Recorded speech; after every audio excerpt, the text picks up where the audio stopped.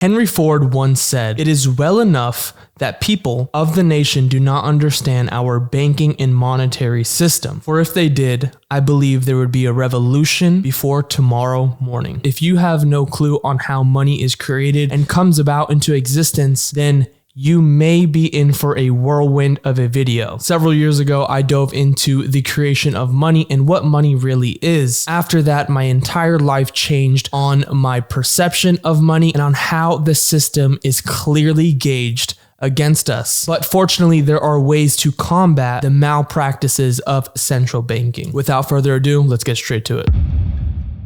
Welcome. If you're new to the channel, my name is Matt Jimenez. I'm an entrepreneur who has worked with the greatest minds in finance over the last several years, and I'm here to pour into you guys everything that they poured into me. And in this video, I want to go over one of the most pivotal moments in my life, which is when I dove into understanding what the monetary system is and how it works. I want to go over three things. The first thing I want to cover is how money is created, because I feel like once you understand how money is created, you may become a bit more proactive on how important it is to preserve the money you have and also grow the money you have. Secondly, I'm going to go over why this actually impacts us, whether we do or do nothing about it. It's unfortunate, but it is what it is. And I believe life isn't about getting dealt a good hand of cards, but rather playing the hand that you have, regardless how good it is. And the last thing I'm going to touch on is what I'm doing to combat the malpractices that are against not only me, but every single one of us watching this video. Let's talk on how money is created. The US Treasury, which is a government entity, will issue a bond. And if you don't know what a bond is, it is a promise to pay back a certain amount of money with X amount of interest in X amount of time. It's basically an IOU. Now, these bonds are sold to financial institutions at an auction, but the largest buyer of the bonds is our central bank, which is the Federal Reserve. And to give you guys a quick scoop on what the Federal Reserve is, it is essentially our nation's bank, and it is 100% unrelated to the government. In fact, there's nothing federal about it. Our central bank, known as the Federal Reserve, and our government are two separate entities. I just want you to keep that in mind as you watch through the rest of this explanation, because the Federal Reserve is privately owned by a select few individuals, which seem to not have our best interest at hand. The largest buyer of these bonds from the US Treasury is the Federal Reserve, and they buy it through something called open market operations. And this is how it goes step by step. The Federal Reserve will buy bonds from commercial banks, issuing a check in its own name. There are no savings in the Fed's account. After purchasing these bonds via a check that they wrote to themselves, they will then report these bonds on an equation. And there's two sides of this equation. There's an asset and a liability. These bonds will then get accounted for on the asset side of things, on the assets account. Then on the liability side of the account, they will go ahead and report new money equals the value of the amount on the check that they just wrote. And when the check gets received to the bank, it now becomes new money that the bank will go ahead and loan out and use for whatever it is they may need, which often gets lent out to people on the behalf of a loan, or businesses or corporations. Whatever it is, it often will get lent out in hopes for a return on its interest, because the bank needs to pay interest that they just got from the Federal Reserve. Because remember, they sold a bond and they have to pay back that bond with more money involved. That's the whole point of a bond. Now you could see the direct correlation with the creation of money and debt. In fact, there will never ever be enough money in circulation to pay off all debts that are current, because the whole creation of money is tied to a debt. The bank gives a bond saying they'll pay them back in X amount of time with more money. The Fed then creates a check and gives it to the bank, and the bank goes ahead and lends it out. It's a constant cycle of accumulating more debt in order to accumulate more money. This is simply called rolling over debt. Money exists because debt exists. If there was no debt, there would be no money. And a fun fact, each time you as an issuer deposits money into a bank account, they go ahead and loan it out and invest it in hopes to get yield. That is why banks are often illiquid and do not have a large portion of the money,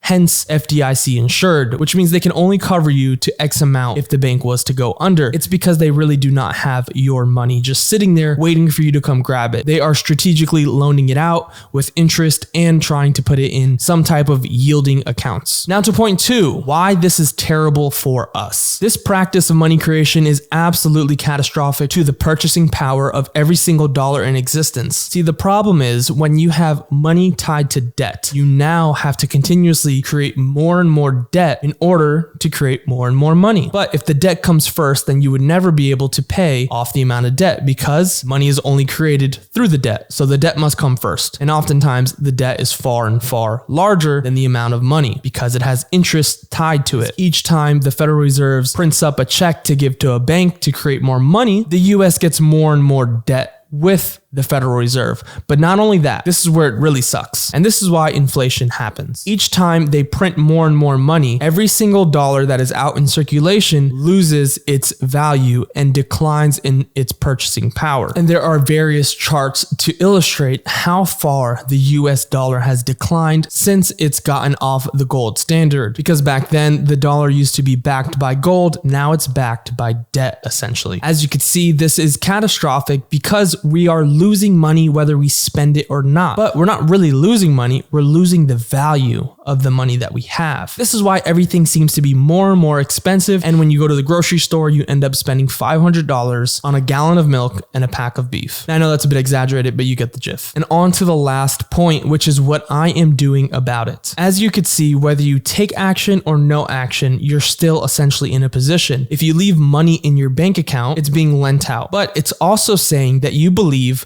you're going to have more value in your dollars in X amount of time than you would in a different asset class. So let's say you leave $50,000 in the bank account and you do not touch it. It's getting eroded by inflation regardless. So that same $50,000, even though the numbers look the same on the screen, they buy less by the end of the year, whether we do or don't do anything about it. This is why we're almost forced in this environment currently to become an investor or find ways to park money. This is why rich people are constantly looking for ways that they can put their money somewhere other than a bank account because they have to protect what they have, but not only protect it because it will get eroded, they have to try and grow it because holding dollars is just a declining asset. And I believe it's going to get far and far worse, unfortunately. So what I'm doing to combat this is looking for really solid investments. Like I said in the beginning of this video, I have worked closely with the greatest minds in finance. And one thing that I found in common with all of them is that they were extremely attracted to putting money in sound things. And what I mean by sound is essentially not having an asset that is diluted by constant creation of that asset. They look for something that is scarce and limited in supply. Therefore, when the demand goes up, the supply is limited, so the value of it goes up because not everyone can have it. Supply and demand really controls the value of pretty much anything. Secondly, its impact in the world. And yes, impact can be subjective, so use your own discernment when looking for things. But I'll tell you what I'm doing and something that I've done for several years now,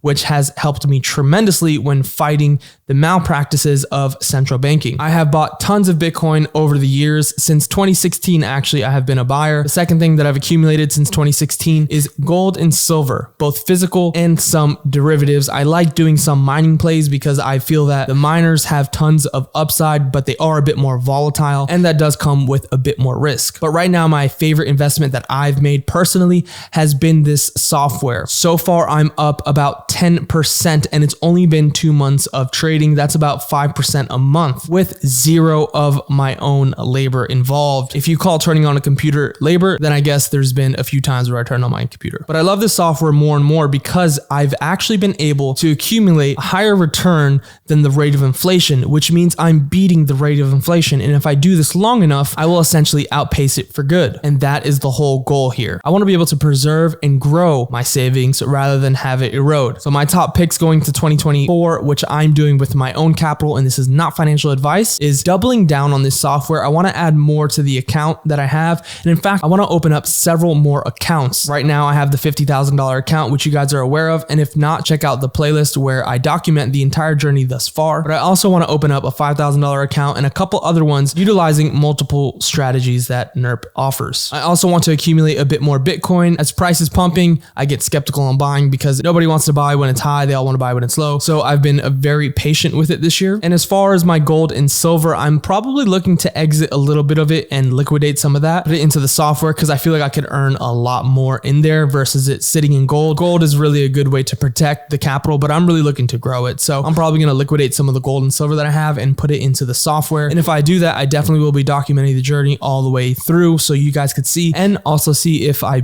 beat gold. And if I did, then it was a strategic play on my end for adjusting my portfolio. If you're interested in the software that I'm using and how you could potentially license this software, the link is down below. Just go ahead and click that and see if it's a good fit for you. But regardless, I hope you enjoyed this video. This has been a video I've been wanting to do for a while because I've been passionate about finance for many, many years now. And if you did like it, please leave a like and comment. It means the world and it makes me want to do this more than I already want to do.